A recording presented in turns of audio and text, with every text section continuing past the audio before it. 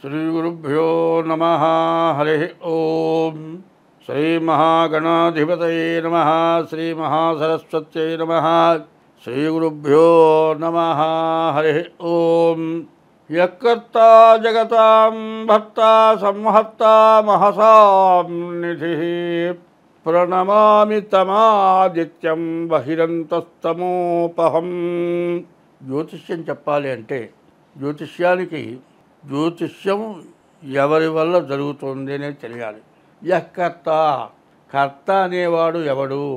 జగతాం భర్త, జగతిని మొత్తాన్ని భరించేవాడు భర్త, జగతిని మొత్తాన్ని పోషిస్తున్నాడు. యకర్త జగతాం భర్త. సంహర్త, అందరినీ సంరక్షించేవాడు సంహర్త. మహసాం నిధి, ప్రపంచం మొత్తానికి అవసరమైనవన్నీ కూడా ఇచ్చి దాచి మనం కనుక ఒక నెలకో సంవత్సరానికో బియ్యము, పప్పు, ఉప్పు, చింతపండు అన్నిట్లా చేకూర్చి పెట్టుకుంటామో ఈ ప్రపంచమందు ఉన్నటువంటి జీవరాశులు 84 లక్షల జీవరాశులు ఉన్నాయి. వీటన్నిటికీ తగిన ఆహారాన్ని ఇచ్చేటువంటి వాడు యకర్త జగతాం భర్త సంహర్త మహసాం నిధి, నిధి లాంటి వాడు. ప్రణమామి తమాదిత్యం, నమస్కారం చేస్తున్నా. నేను ఈ జ్యోతిష్యం చెప్పడానికి నాకు ఆ వాక్కునివ్వమని ఆయన్ని ప్రార్థించి ఇప్పుడు 2025 సంవత్సరం మే నెల మొదటి రాశి మేషరాశి యొక్క ఫలితాలు చెప్పుకుందాం. ఈ మేషరాశి ఎట్లా ఉంది అనేది మనకు కావాలి. అయితే ఇప్పుడు ప్రత్యేకించి చెప్పాలి అంటే మార్చి 30వ తారీఖున 6 గ్రహాలు ఓ చోట పడి ఉన్నాయి, ఓ చోటకి చేరినాయి. పట్టంగా చేరినాయి తప్పు, పడి ఉన్నాయి అన్నమాట నాకు తప్పు, అది తప్పరకూడదు అన్నాను. కానీ ఒక చోట చేరి ఉన్నాయి. అటువంటి గ్రహాలని, ఆ గ్రహాల వల్ల కొంతమందికి మహా గొప్ప ఐశ్వర్యాన్ని ఇస్తున్నారు, కొంతమందికి పడరానటువంటి బాధలను ఇస్తున్నారు, కొంతమంది జీవితంలో ఎప్పుడు పడనటువంటి, ఎప్పుడూ జీవితంలో చూడనటువంటి ధనాన్ని, ఐశ్వర్యాన్ని, ఆనందాన్ని ఇస్తున్నాడు. అటువంటి గ్రహాలు ఆనందించేవాడు ఆనందిస్తుంటే దుఃఖించేవాడు దుఃఖించకూడదు, బాధపడేవాడు బాధపడకూడదు. కాబట్టి నాకు బాగుంది వీడికి బాగుండలేదు అనేటువంటి స్వభావం మనకు రాకూడదు. అయితే ఈ మేషరాశికి మార్చి 30 నుంచి ఏలినాటి శని ప్రారంభమైంది. ఏలినాటి శని మొత్తం 7 సంవత్సరాల 6 మాసాలు. అయితే మార్చి 30తో ప్రారంభమైంది. ఈ శని మీనంలో 2 సంవత్సరాల 6 మాసాలు ఉంటాడు. తర్వాత మేషంలో 2 సంవత్సరాల 6 మాసాలు ఉంటాడు. తర్వాత వృషభంలో 2 సంవత్సరాల 6 మాసాలు ఉంటాడు. మొత్తం కలిపి 7 సంవత్సరాల 6 మాసాలు. మరి ద్వాదశంలో బాల్యం అంటే మేషానికి 12 మీన రాశిలో ఉండగా, మేషంలో ఉండగా యవ్వనం, బాల్యం, యవ్వనం, వృషభంలో ఉండగా వార్ధక్యం. ఈ 3 రకాల సమస్యలు. మరి ద్వాదశంలో ఉండగా కాస్త బాధలు, ఇబ్బందులు కలుగుతూ ఉంటాయి. ఎట్లాంటి ఇబ్బందులు? చదువుకునే వాళ్ళైతే చదువు, భార్య వచ్చిన తర్వాత భార్య వల్ల, పిల్లలు పుట్టిన తర్వాత పిల్లల వల్ల, ఈ వచ్చే డబ్బులు చాలక ఇట్లాంటి ఇబ్బందులు. మరి జన్మానికి వచ్చేటప్పటికల్లా విపరీతమైన సమస్యలు, సంపాదనకి ఇబ్బందులు, కష్టాలు వస్తాయి. మరి 3వ స్థానానికి వచ్చేప్పటికల్లా అప్పులన్నీ పడి అప్పులు తీర్చుకొని రావాల్సిన పరిస్థితి రావటం. మొట్టమొదట ద్వాదశంలో మీనంలో శని ఉండగా మేషరాశి వాళ్ళకి ఎక్కువగా ఖర్చు అయి ఉంటే చివరికి వృషభరాశిలో మంచి లాభాన్ని చూపిస్తాడు. మొదట్లో శని నష్టాన్ని చూపించడమే మంచిది. అయితే నువ్వు జన్మాంతరంలో చేసుకున్నటువంటి బాధల వల్ల ఇట్లాంటి సమస్యలన్నీ కూడా సహజంగా వస్తూ ఉంటాయి. కాబట్టి ఈ రాశి వాళ్ళకి చెప్పడానికి ఎవరి వల్ల కానటువంటి బాగా కష్టం వస్తుంది అని చెప్పడానికి బాగా అవకాశం కనబడుతుంది. ఈ రాశి వాళ్ళు ఇట్టా ఉన్నది కదా అని భయపడటం కాదు, భయపడకూడదు. మానవుడికి ఎవరికైనా సరే కష్టం అనేది రాకుండా ఎవరికీ ఉండదు. ఈ ఏలినాటి శని ప్రతి వ్యక్తికి కూడా 30 సంవత్సరాలకు ఒకసారి 3 సార్లు వస్తుంది. ఈ 3 సార్లు వచ్చేటువంటి ఈ ఏలినాటి శని వల్ల వచ్చే కష్ట నష్టాలు ఏంటంటే మనల్ని కన్నవాళ్ళు చేసిన పాపం, మనం పూర్వజన్మలో చేసిన పాపం, మనం ఈ జన్మలో చేసిన పాపం, వీటి వల్ల బాధలు కలుగుతాయి. ఈ బాధలు భరించలేనటువంటిప్పుడు అప్పుడు గుర్తొస్తుంది, ఎప్పుడూ నేను ఏ పాపం చేశానో ఈ బాధలు పడుతూ ఉన్నాను, స్వామి నన్ను బాధల నుంచి రక్షించు, ఇక నేను పడలేను, నా వల్ల కాదు, నేను తట్టుకోలేను, నాకు దారి చూపించు, దేవుడు అనేవాడు ఉన్నాడా అని కోరుకుంటాడు.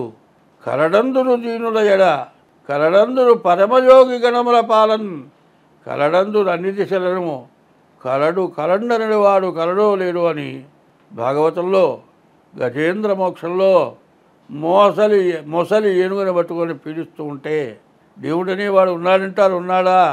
ఉంటే కనపడ్డేంది, నన్ను రక్షించలేంది, నా శక్తి అయిపోయింది, ఇక నా వల్ల కాదు, నేనేం తట్టుకోలేను, నా శరీరం అంతా శుష్కించిపోయింది, నా శరీరంలో కండలన్నీ కరిగిపోయినాయి, ఎముకలు చర్మం తప్పితే నా దగ్గరేం లేదు, ఏదైనా నన్ను ఈ మొసలి చేత రక్షింపబడాలి నేను అంటే నీవు తప్పితే నాకు దిక్కు లేదు అని గజం ఏనుగు ప్రార్థించింది.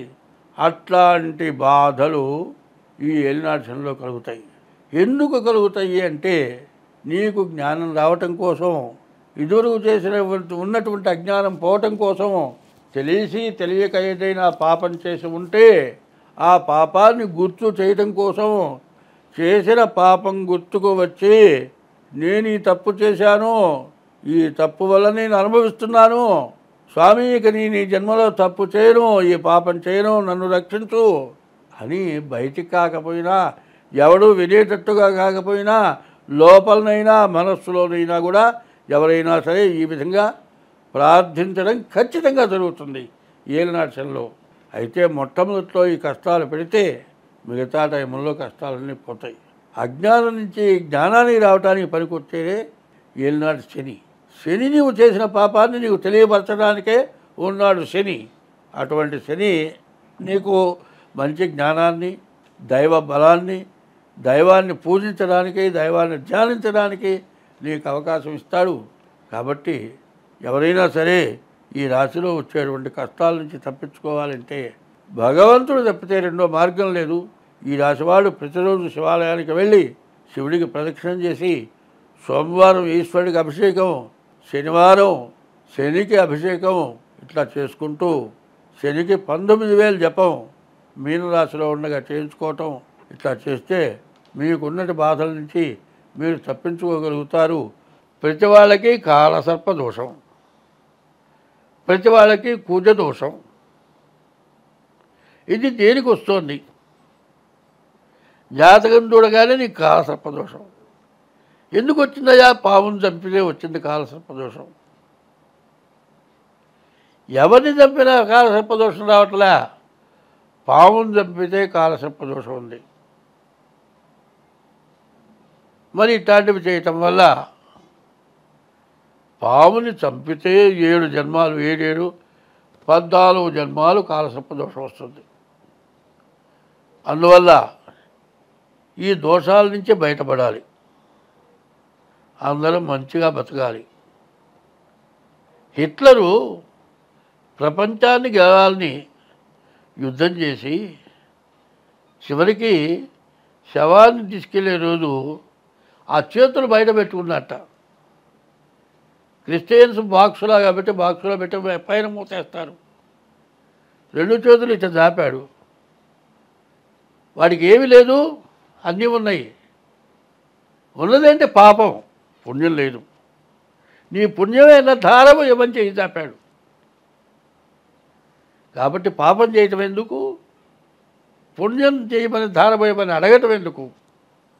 అది లేకుండా ఉండాలంటే ఒక్కటే చెబుతున్నా, గుర్తుపెట్టుకోండి, అన్నదానము కన్నా అధిక దానము లేదు. తల్లిదండ్రుల కన్నా దైవమేరి. అన్నదానం చెయ్యి, తల్లిదండ్రులను జాగ్రత్తగా చూడు. తల్లిదండ్రుల కన్నా దైవమేరి. సత్యశీలత కన్నా జగతి తపం వేరి. సత్యం పలకటం.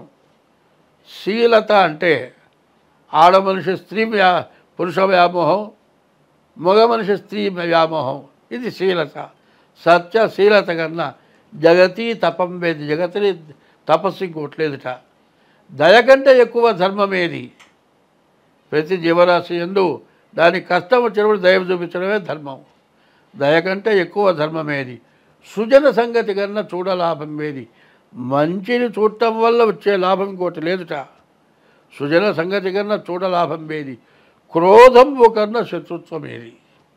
క్రోధం పెట్టుకొని వాడిని ఏదో చెయ్యాలనుకొని చేయటం అంత నీచమైన పని ఇంకోట్లేదు. అంగనామణి కన్నా భిన్నవమణి ఏది? ఆడ మనిషిని మించిన మణి ఇంకొకటి లేదుట. అందువల్ల నీ భార్యను భార్యగా చూడు, చెల్లెలు చెల్లెలుగా చూడు, పర స్త్రీని తల్లిగానో చెల్లెలుగా చూడు. అంగనామణి కన్నా అభినవమణి ఏది? రుణము కంటేను నరునకు రోగం ఏది? అప్పుంటే ఆ రోగాన్ని మించిన రోగం లేదు. రుణము కంటేను నరునకు రోగం ఏది?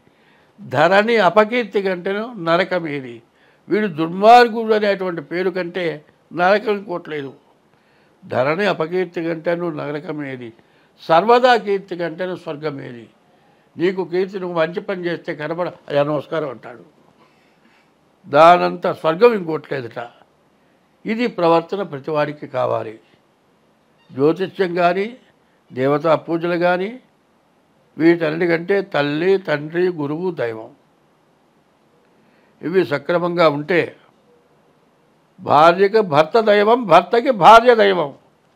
ఈ రకమైన ప్రవర్తన ఎవరికైతే ఉంటుందో వాళ్ళకి ఎప్పుడు ఎటువంటి కష్టము రాదు, నష్టము రాదు. నాబోటి వాడు చెప్పాల్సిన పని లేదు. స్వస్తి.